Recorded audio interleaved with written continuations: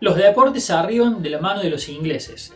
Si bien el fútbol es nuestro mayor exponente y ejemplo, pero también tenemos otros deportes como la gimnasia, el esgrima, el cricket, el golf, el tenis, el rugby. Son deportes que se nucleaban dentro de la élite dominante y sobre todo en la aristocracia de las sociedades de las ciudades donde se iban organizando todo este tipo de actividades. El crecimiento económico fue ligado a una modernización del país que fue de manera abrupta. Esto generó que se generaran grandes cambios y rápidos en las sociedades y sobre todo en la urbanización, en la configuración territorial del Estado. Esto implicaba, por ejemplo, que la sociedad se tuviera que adaptar rápidamente entre fines del siglo XIX y en los albores del siglo XX. Los ingleses no solamente introdujeron los deportes, también trajeron la forma de organización e inducieron también de alguna manera las ligas y asociaciones en las que debían competir.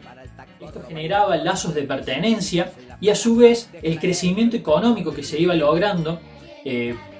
por la actividad económica propiamente de la época generó algunas conquistas sociales que fueron vitales para la práctica deportiva, tales como el descanso dominical o la reducción de la jornada laboral, aunque eso se logró de manera más paulatina,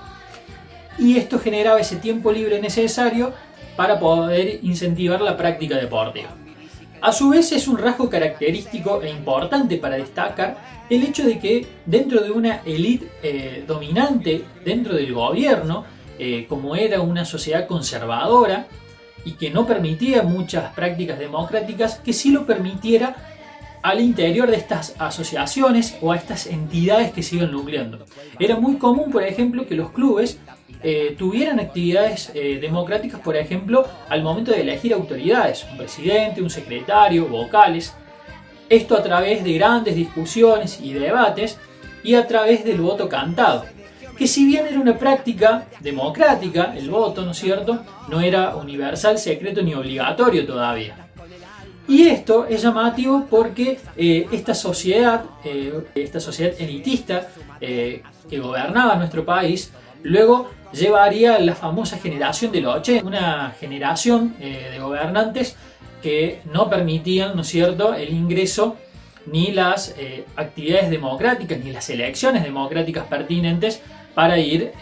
generando estas sucesiones de poder. Por eso entre 1880 y 1916 se la conoce como la República Conservadora, porque eran terratenientes, aristócratas de las principales ciudades del país, sobre todo de Buenos Aires, que delegaban el poder unos a otras familias, pero no permitían el ingreso a los demás. De hecho, Buenos Aires, o mejor dicho, la herencia unitaria de Buenos Aires se había dividido en tres, en el Partido Autonomista Nacional, el Partido Autonomista y el Partido Nacionalista, encabezados y dirigidos por Alsina, Avellaneda y Mitre, respectivamente. Igualmente tenemos que tener en cuenta que estas asociaciones, estas entidades que nucleaban actividades, sobre todo para los inmigrantes, estaban estrechamente relacionadas con